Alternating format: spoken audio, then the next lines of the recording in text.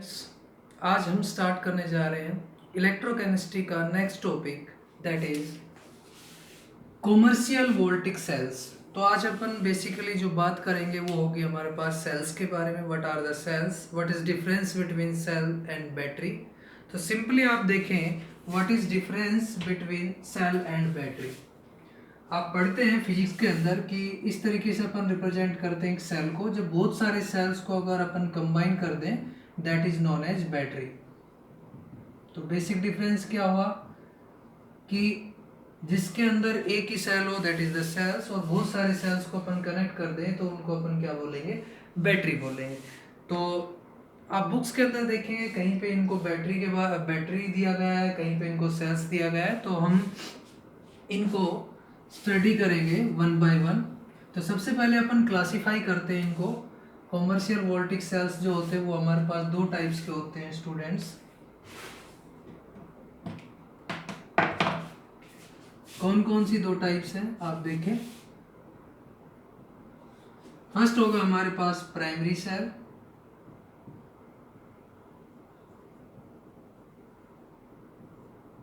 और दूसरा होगा सेकेंडरी सेल।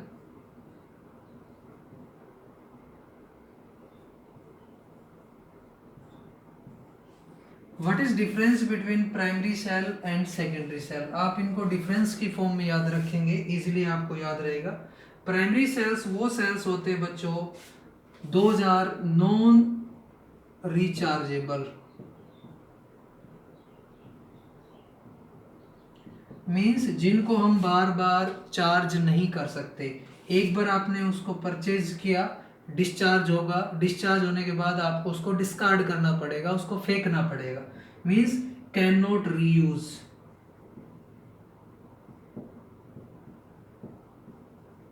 अपन इसको रीयूज नहीं कर सकते, कैन नॉट रीयूज। दोबारा से अगर आप इसको चाहें तो चाहकर भी आप इसको यूज नहीं कर सकते। बट सेकेंडरी सेल जो होता है these are known as rechargeable,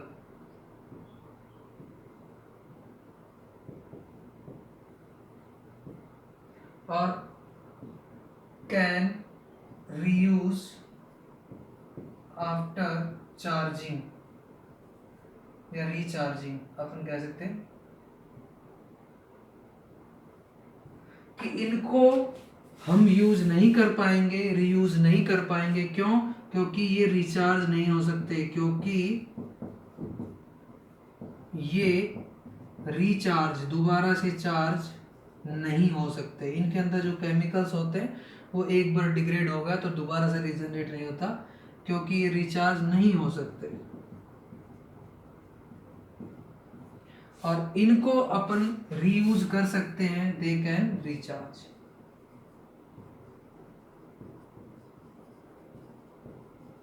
तो ये हो हमारे पास बेसिक डिफरेंस कि प्राइमरी सेल और सेकेंडरी सेल में क्या डिफरेंस होता है। सेल्स की दो कैटेगरी, प्राइमरी वो होते हैं जो चार्ज नहीं किए जा सकते, सेकेंडरी वो है जिनको अपन बार बार रिचार्ज कर सकते हैं। तो अब हम इनके टाइप्स के बारे में बात करते हैं कि प्राइमरी सेल्स जो होते हैं they are of further two types, जो हमारे एनसीईआरटी, सीबीएसई और अदर स्टेट बोर्ड के अंदर दिया गया है कि प्राइमरी सेल्स जो होते हैं वो हमारे पास फर्दर दो टाइप्स के होते हैं। तो इसकी दो टाइप्स कौन कौन सी होती है, इसमें फर्स्ट आता है हमारे पास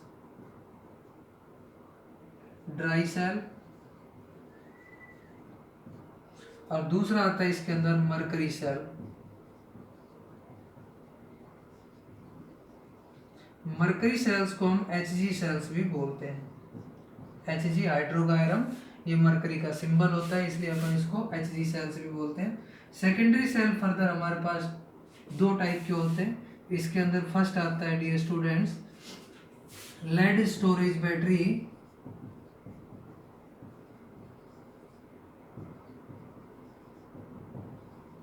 लेड स्टोरेज बैटरी जिसके अंदर आती है, और दूसरा आता है इसमें nickel cadmium Cd, Cd stands for cadmium cells, nickel cadmium cells. तो हमने यहाँ पे इनको क्लासिफाई कर दिया। अब आप पढ़ेंगे इनके बारे में डिटेल में। प्राइमरी सेल के अंदर ड्राई सेल, ड्राई सेल का अगर एग्जांपल मैं आपको बताऊं, फिजिकल लाइफ में हम देखते हैं कि इसको अपन पेंसिल वाला सेल भी बोलते हैं। वो सेल जिसको अपन यूज करते हैं, वॉचेस के अंदर यूज किया जाता है, टीवी वगैरह के रिमोट्स के अंदर यूज किया जाता है। दूसरा अगर हम बात करें मरकरी सेल की, तो मरकरी सेल जो है इसको अपन बटन वाला सेल भी बोलते हैं। मरकरी सेल को यूज किया जाता है रिस्ट वॉच के अंदर यूज किया जाता है, टॉयस वगैरह के अंदर, कंप्यूटर लैपटॉप के अंदर जो सेल्स होते हैं उनमें भी इसको यूज किया जाता है। नेक्स्ट आता है lead storage battery. Lead storage battery को कहाँ पे यूज किया जाता है? इन्वर्टर की जो बैटरी होती है, गाड़ियों की जो बैटरी होती है, उनके अंदर होती है हमारे पास लेड स्टोरेज बैटरी। और nickel cadmium cell, nickel cadmium cells जिसको बार बार रिचार्ज किया जा सकता है। निकल कैडमियम सेल का जो एग्जांपल है, इसको कैमरे वगैरह के जो सेल्स होते हैं उनके अंदर यूज किया जाता है। अब हम एक एक करके बात करेंगे कि जो ड्राई सेल होता है, ड्राई सेल की जो ईएमएफ होती है 1.5 वोल्ट होती है न्यू की। आपने सपोज एक सेल परचेज किया बैटरी के सॉरी वॉच के लिए, लेकिन आप उसको यूज नहीं कर रहे, यूज नॉट इन यूज, आप उसको यूज भी नहीं कर रहे, तो भी इसका जो पोटेंशियल होगा 1.5 से डाउन होता चला जाएगा। जैसे मान लीजिए 1.4 सोन, टाइम के साथ साथ इसका जो पोटेंशियल होता है, ईएमएफ जो होती है, वो टाइम के साथ डिक्रीज होती चली जाती है। लेकिन मरकरी सेल जो होता है ये हमारे पास 1.35 वोल्ट में मिलता है जनरली, और नॉट इन यूज, आप इसको यूज भी नहीं कर रहे, तो पोटेंशियल जो होगा 1.35 वोल्ट कांस्टेंट रहता है। तो यहाँ पे मेन जो डिफरेंस हुआ इन दोनों के अंदर कि ड्राई सेल वो सेल होता है जिसका पोटेंशियल अगर अपन यूज ना करें तो भी डिक्रीज होता चला जाता है, लेकिन मरकरी सेल वो सेल होता है जिसको अपन यूज करेंगे तो ही पोटेंशियल ड्रॉप होगा, अदरवाइज उसका पोटेंशियल जो है वो कांस्टेंट रहता है। ऐसा नहीं कि आपने परचेज किया, परचेज करने के बाद आप यूज नहीं कर रहे और कुछ समय बाद आपने देखा कि उसका जो पोटेंशियल है वो डिक्रीज हो गया, अब आप उसको चाहकर भी यूज नहीं कर पा रहे हैं। तो इनको अपन एक एक करके वन बाय वन डिस्कस करते हैं।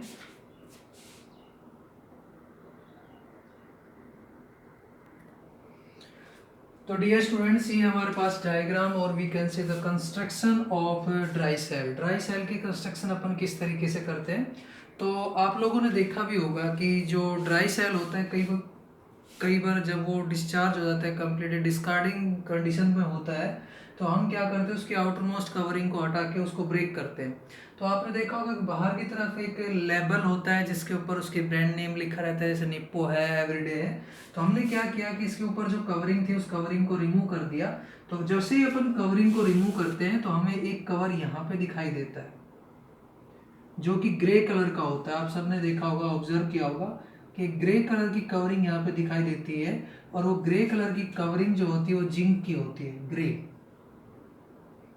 ग्रे कलर होता है जिंक का, जो एनोड की तरह काम करता है। एनोड मीन्स ये नेगेटिव पार्ट होता है, और यहाँ पे इसके ऊपर बीच में एक इलेक्ट्रोड होती है और उसके ऊपर एक स्टील की चमकीली कवरिंग होती है, कैप होती है, स्टील कैप।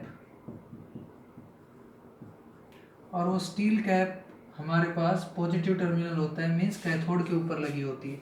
तो कैथोड अपनी यहाँ पे ब्लैक कलर की एक इलेक्ट्रोड होती है, ब्लैक कलर के बीच में आप देखेंगे, और वो इलेक्ट्रोड कार्बन की बनी होती है, ग्रेफाइट। कार्बन का जो एलोट्रोप होता है ग्रेफाइट की बनी होती है कैथोड। तो कैथोड अपना ये पॉजिटिव पार्ट है जिसके ऊपर कैप लगा दी गई है।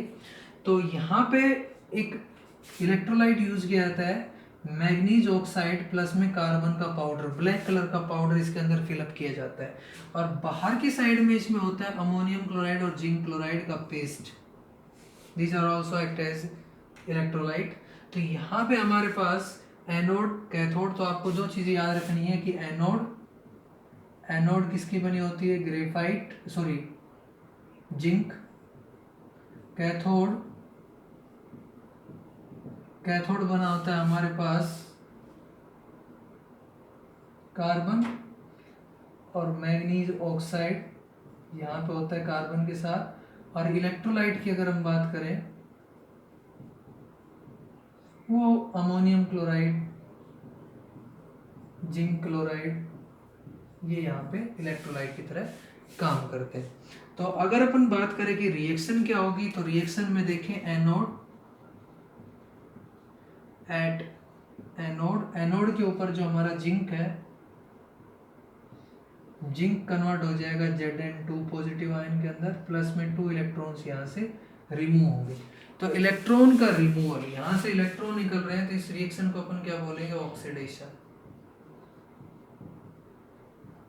तो एनोड पे अपना ऑक्सीडेशन हो गया, एनोड के ऊपर 2 इलेक्ट्रॉन रिमूव हो गए। अब हम नेक्स्ट बात करते हैं कैथोड के ऊपर क्या होगा।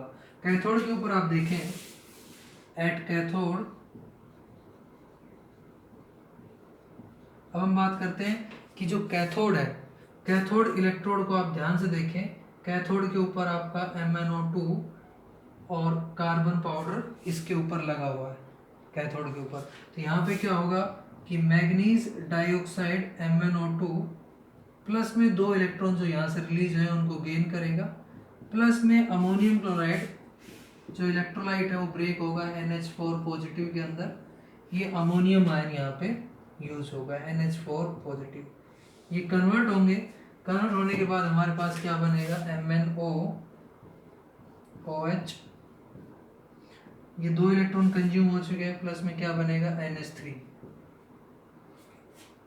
NH3 यहाँ पे गैस की फॉर्म में प्रोड्यूस होता है, लेकिन ये गैस बनेगी लेकिन निकलेगा नहीं है गैस की फॉर्म में। इसका अपन बताएंगे किस तरीके से यूज होता है।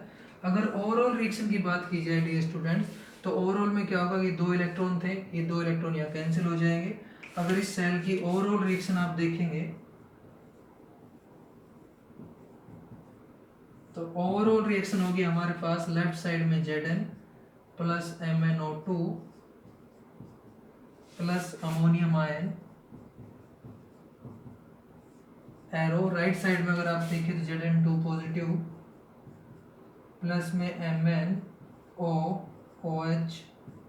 Plus NH3। तो NH3 जो होगा वो गैस की फॉर्म में बनता है, लेकिन ये NH3 गैस की फॉर्म में बनने के बाद ये रिलीज नहीं होता। क्यों नहीं रिलीज होता, क्योंकि यहाँ पे जो पेस्ट किया है इसके अंदर Zn है, Zn2 पॉजिटिव, ये Zn2 पॉजिटिव प्लस NH3 के साथ कंबाइन होगा, और कंबाइन होने के बाद ये बनाएगा Zn NH3 2 पॉजिटिव, कॉम्प्लेक्स बना लेता है। तो कॉम्प्लेक्स की फॉर्म में कंबाइन करेगा। अदरवाइज अमोनिया जो होती है ये एक पंजेंट स्मेल गैस होती है, तो इसके लिए एक सॉल्यूशन निकाला गया कि जिंक जो आयंस है Zn2 पॉजिटिव आयंस उनके साथ ही कंबाइन कर जाएगा। तो आप इसको दोबारा से देखिए, जिंक का कंटेनर है, सेंटर में हमारे पास कैथोड है, ये एनोड है, जो कंटेनर है बाहर की साइड में वो हमारा जिंक का बना हुआ जो एनोड की तरह काम करता है। इसमें इलेक्ट्रोलाइट पेस्ट वगैरह भरे जाते हैं। केमिकल रिएक्शन, एनोड के ऊपर जिंक जो होगा वो Zn2 पॉजिटिव आयन में कन्वर्ट होगा, 2 इलेक्ट्रॉन यहाँ पे रिलीज होंगे। तो जब इलेक्ट्रॉन निकलते हैं तो उसको अपन ऑक्सीडेशन बोलते हैं। यहाँ पे देखिए इलेक्ट्रॉन गेन कर रहा है, तो इस प्रोसेस को अपन रिडक्शन बोलेंगे। इसको आप एक तरीके से यहाँ पे भी समझ सकते हैं कि अगर Mn की ऑक्सीडेशन की बात करें बच्चों, तो Mn यहाँ पे +2 ऑक्सीडेशन होता है, लेकिन यहाँ पे ऑक्सीजन 2 है, लेकिन ये क्या हो जाएगा +4 ऑक्सीडेशन। तो Mn जो है उसकी ऑक्सीडेशन स्टेट यहाँ पे +4 है।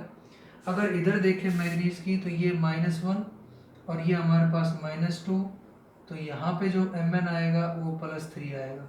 मीन्स मैग्नीज की जो ऑक्सीडेशन है यहाँ पे वो +4 से +3 के अंदर हो रही है, इसलिए ऑक्सीडेशन नंबर डिक्रीज हो रहे हैं। ऑक्सीडेशन नंबर का डिक्रीज होना that is known as reduction. तो इसमें आपने देखा कि यहाँ पे 2 प्रोसेस हुई, एक एनोड पर एक कैथोड पर, और दोनों का सम अपन ने ले लिया, that is known as overall reaction of this dry cell. अब ड्राई सेल के बारे में याद रखना है कि इसका पोटेंशियल जो होता है 1.25 से लेके 1.5 वोल्ट के बीच में होता है, और ये ड्रॉप होता है। तो इसको ड्रॉप ना हो, ये समय के साथ डिक्रीज ना हो, तो इसको ओवरकम करने के लिए, इस प्रॉब्लम को रिमूव करने के लिए हम सेकेंड टाइप ऑफ सेल पढ़ेंगे, प्राइमरी सेल का सेकेंडरी सेल। तो आप इसको देखें एक बार।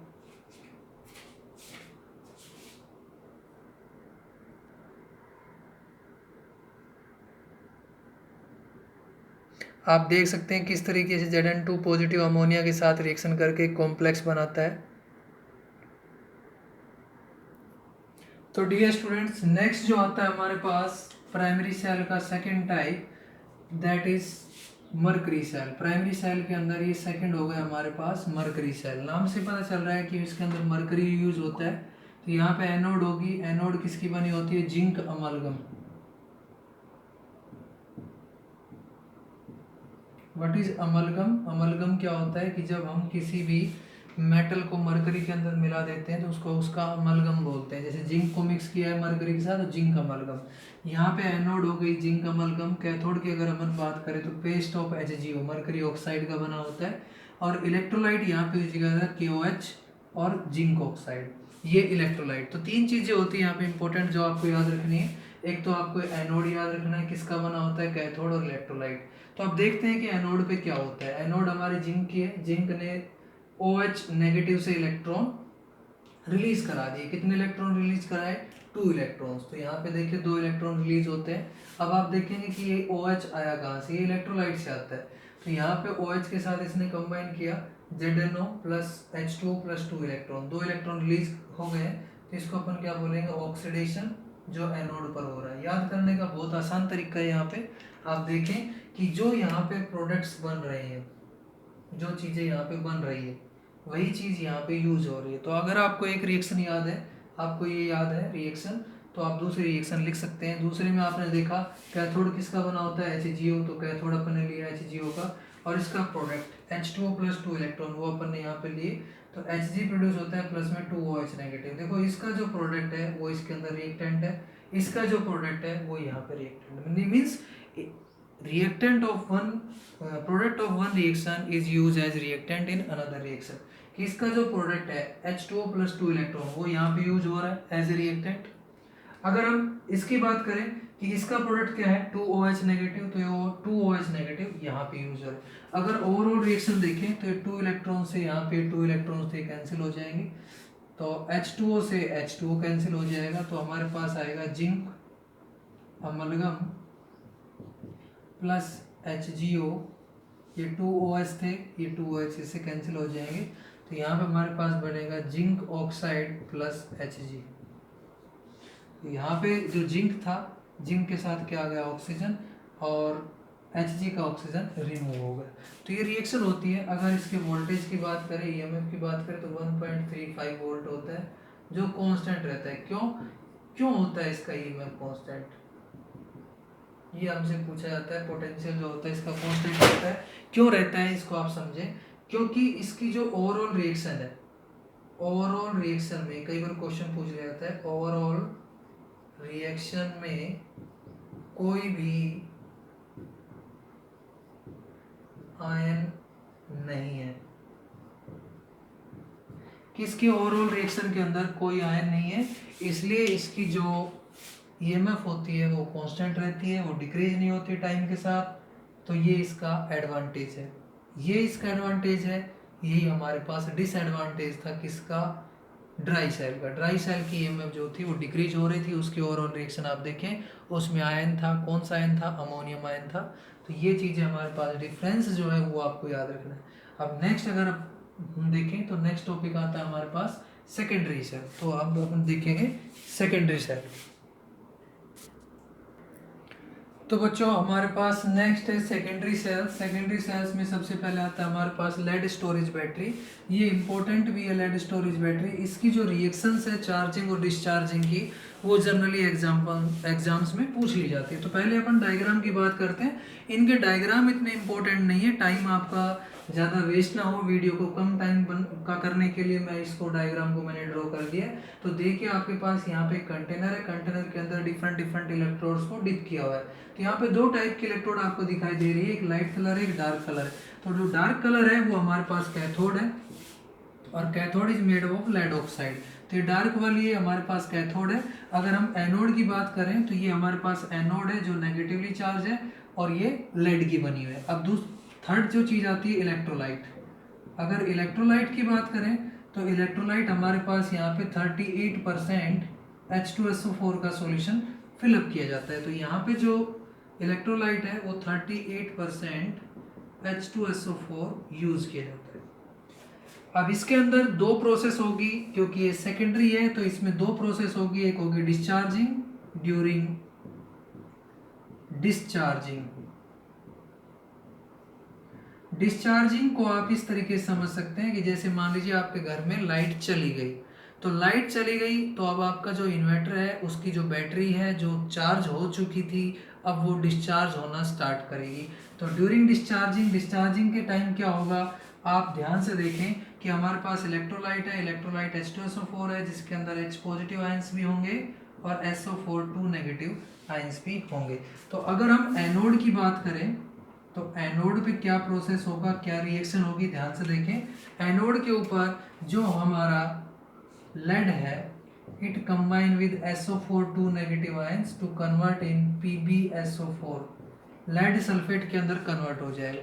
अब ये जब लेड सल्फेट के अंदर कन्वर्ट होगा तो यहाँ से 2 इलेक्ट्रॉन रिलीज होंगे, तो एनोड के ऊपर हो गया ऑक्सीडेशन, 2 इलेक्ट्रॉन रिलीज हुए। अगर अपन बात करें कैथोड की, तो कैथोड पे क्या हो रहा है, कैथोड पे आप देखें, कैथोड किसका बना है, PbO2 लेड ऑक्साइड। तो लेड ऑक्साइड है, वही हमारे पास 2 इलेक्ट्रॉन प्रोड्यूस हुए हैं, प्लस में SO4 2 negative plus 4 H positive ions. H positive ions कहाँ से आए, H2SO4 से आए, तो किस में कन्वर्ट होगा, PbSO4 प्लस 2H2O। मैं एक बार चेक कर रहा हूँ कि आपको वीडियो दिखाई दे रहा है नहीं दिखाई दे रहा। तो यहाँ पे मैं देख पा रहा हूँ आप सबको दिखाई दे रहा है। तो हम क्या करते हैं, इन दोनों रिएक्शन को जोड़ देते हैं तो ओवरऑल रिएक्शन आएगा। ओवरऑल रिएक्शन में क्या होगा, ध्यान से देखिए फटाफट। 2 इलेक्ट्रॉन्स थे, 2 इलेक्ट्रॉन से 2 इलेक्ट्रॉन कैंसिल हो जाएंगे। अगर हम लेफ्ट साइड की बात करें, Pb प्लस में PbO2 प्लस में 1 and 1 2 SO4 2 negative ions plus में 4H पॉजिटिव आयंस, और प्रोडक्ट की साइड में क्या होगा, 2 PbSO4 प्लस 2H2। तो ये हो गया हमारे पास ओवरऑल रिएक्शन ड्यूरिंग डिस्चार्जिंग। ये ध्यान रखें, डिस्चार्जिंग अपन करा रहे हैं, लेकिन जब रिचार्जिंग करेंगे तो ड्यूरिंग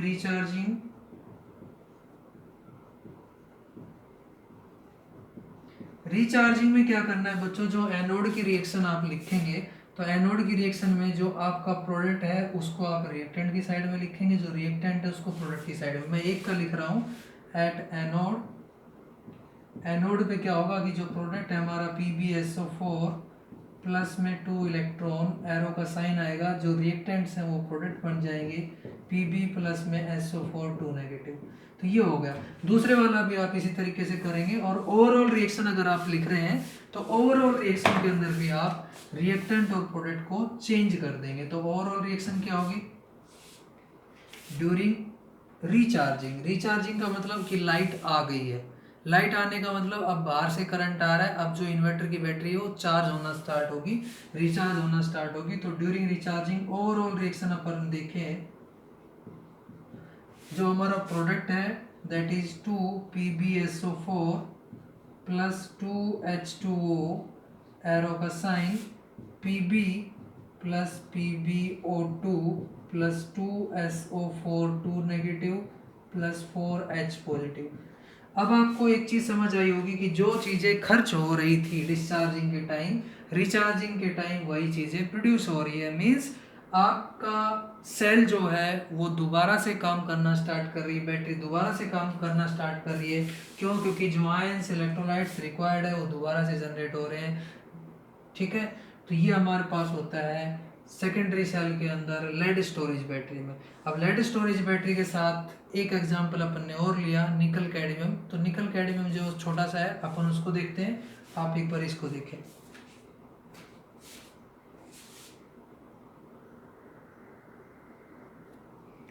तो नेक्स्ट हमारे पास डियर स्टूडेंट सेकेंडरी सेल, ये आप सेपरेट इधर इसको अलग अलग समझे। यहाँ पे मैंने 2 टाइप के सेल्स की बात की है। तो सबसे पहले अपन सेकेंडरी सेल की सेकेंड टाइप की बात कर रहे थे, निकल कैडमियम सेल। तो लेड स्टोरेज बैटरी जो होती है उसकी लाइफ इतनी ज़्यादा नहीं होती as compare to nickel cadmium cell. Nickel cadmium cell जो होता है इसकी लाइफ ज़्यादा होती है, ये एक्सपेंसिव होता है। इसको अपन ब्लूटूथ वगैरह ये अपन बात करें, इसको अपन यूज़ करते हैं निकल कैडमियम सेल को मैंने बताया कि जहाँ पे बार बार चार्जिंग डिस्चार्जिंग होती रहती है फ़ोन वगैरह के अंदर इसको यूज किया जाता है। तो यहाँ पे एनोड क्या होता है, कैडमियम का बना होता है। कैथोड किसका होता है, हाइड्रेटेड निकल ऑक्साइड। तो निकल का ऑक्साइड है और हाइड्रेटेड फॉर्म के अंदर है।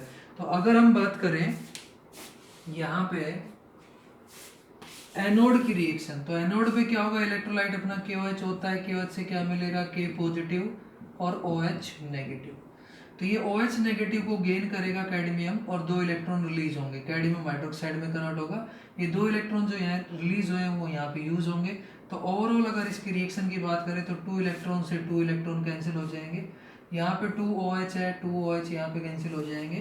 तो यहाँ पे हमारे पास आएगा cadmium plus NiO2 nickel oxide plus 2H2O arrow, right side में cadmium hydroxide, cadmium hydroxide plus में निकल हाइड्रोक्साइड, ये हमारे पास प्रोडक्ट होगा। तो इस सेल का एडवांटेज ये होता है कि इसकी लाइफ ज़्यादा होती है, डिसएडवांटेज ये होता है कि एक्सपेंसिव होता है। तो ये थी हमारे पास 4 टाइप अपन ने की, 2 टाइप प्राइमरी सेल की, 2 टाइप सेकेंडरी सेल की। तो नेक्स्ट टॉपिक है बच्चों फ्यूल सेल, मीन्स जिसके अंदर अपन फ्यूल को यूज कर लें एज ए सेल की तरह एनर्जी प्रोड्यूस करने के लिए। तो फ्यूल सेल में हमारे पास हाइड्रोजन आ सकता है, हाइड्रोकार्बन में मीथेन है, ईथेन है, एटसेट्रा। इनको एज ए फ्यूल की तरह यूज करके हम एनर्जी प्रोड्यूस कर सकते हैं, तो इसलिए अपन इसको बोलते हैं फ्यूल सेल। तो इसमें क्या है, जो सबसे इंपॉर्टेंट होता है वो हाइड्रोजन ऑक्सीजन फ्यूल सेल होता है। हाइड्रोजन को अपन फ्यूल की तरह यूज कर रहे हैं, फ्यूल की तरह मीथेन ईथेन को भी कर सकते हैं, बट ये these causes the air pollution, ये एयर पोल्यूशन कॉज करेगा क्योंकि इनका कंबसन होगा, CO2 कार्बन डाइऑक्साइड प्रोड्यूस होगी। तो अपन ने क्या किया, हाइड्रोजन और ऑक्सीजन को लिया। तो यहाँ पे पूरा सेटअप होता है, सेटअप के अंदर आप देखें कि यहाँ से हाइड्रोजन गैस आएगी, ये एनोड होता है हाइड्रोजन, ये इधर की साइड में कैथोड, ये पोरस होती है, इसके अंदर से आएगी, बीच का जो पोर्शन होता है उसमें एक्वस KOH एज इलेक्ट्रोलाइट की तरह फिलअप होता है। तो अगर एनोड की बात करें तो एनोड के ऊपर क्या होगा, हाइड्रोजन जो है वो OH से कंबाइन करेगा, H2O बनेगा और 2 इलेक्ट्रॉन रिलीज होंगे। सेकंड, अगर ऑक्सीजन की बात करें तो ऑक्सीजन क्या करेगा, वही H2O और 4 इलेक्ट्रॉन से OH नेगेटिव जनरेट करेगा। अब यहाँ पे आप देखें कि यहाँ पे 4 OH प्रोड्यूस हो रहा है, तो अपन फर्स्ट इक्वेशन को 2 से मल्टीप्लाई करने के बाद ऐड करेंगे, तो क्या हो जाएगा 2H2। ओवरऑल अगर अपन देखें 4 इलेक्ट्रॉन थे, 2 से मल्टीप्लाई करने के बाद 4 बनेंगे, कैंसिल हो जाएंगे। तो ये ऑक्सीजन हो गया, हाइड्रोजन को अपन ने 2 से मल्टीप्लाई किया है, तो 2H2 plus O2 gives to 2H2O। क्यों, क्योंकि OH हमारा यहाँ पे 2 से मल्टीप्लाई करेंगे 4 OH बनेंगे, OH से 4 OH कैंसिल हो जाएंगे। तो यहाँ पे ओवरऑल रिएक्शन होती है H2 plus O2 gives to H2O 2H2। तो यहाँ पे हाइड्रोजन और ऑक्सीजन दोनों से वाटर प्रोड्यूस होता है, वाटर को यूज कर सकते हैं, एनवायरमेंटल पोल्यूशन नहीं होगा इसमें बिल्कुल भी। क्यों नहीं होगा, क्योंकि इसके केस के अंदर H2 ही बनता है, कोई अदर जो प्रोडक्ट है CO2 एटसेट्रा वो नहीं प्रोड्यूस होता। तो इसका एडवांटेज ये है कि ये इको फ्रेंडली होता है, एनवायरनमेंट को पोल्यूशन कॉज नहीं करता। तो ये थे डियर स्टूडेंट्स हमारे पास सेल्स। मैं एक बार दोबारा से इसको पूरे को कंसाइज फॉर्म में बता देता हूँ कि हमने लिए सेल्स होते क्या है, एक होता है सेल, एक होती है बैटरी। सेल और बैटरी में main difference, single cell multiple cell जब कंबाइन होते हैं बैटरी बनती है। Primary cell, secondary cell, primary cell को अपन बार बार चार्ज नहीं कर सकते, सेकेंडरी को कर सकते हैं। प्राइमरी में 2 टाइप, एक था हमारे पास ड्राई सेल, दूसरा मरकरी सेल। ड्राई सेल का वोल्टेज ड्रॉप होता रहता है, मरकरी सेल कॉन्स्टेंटली वर्क करता है, ठीक है। नेक्स्ट हमने सेकेंडरी सेल की बात करी। सेकेंडरी सेल में lead storage battery, lead storage battery को अपन लाइफ कम होती है, एसिड की भी प्रॉब्लम होती है उसके अंदर। निकल कैडमियम सेल किया, निकल कैडमियम सेल कॉस्टली होता है लेकिन ये लॉन्ग लाइफ होती है इसकी। और फिर उसके बाद अपन ने किया फ्यूल सेल, इसमें अपन फ्यूल यूज करते हैं, फ्यूल के लिए अपन हाइड्रोजन यूज कर सकते हैं, मीथेन ईथेन हाइड्रोकार्बन। इनके केस में पोल्यूशन होगा, हाइड्रोजन ऑक्सीजन के केस में पोल्यूशन नहीं होगा। हाइड्रोजन और ऑक्सीजन यहाँ पे कंबाइन करके H2O का फॉर्मेशन करती है, H2O यहाँ से यूज कर लिया जाता है। तो ये था हमारा video lecture on commercial voltaic cell. Next जो होगा उसमें अपन डिस्कस करेंगे corrosion, how corrosion occur, what are the methods used to prevent the corrosion. Okay, thank you.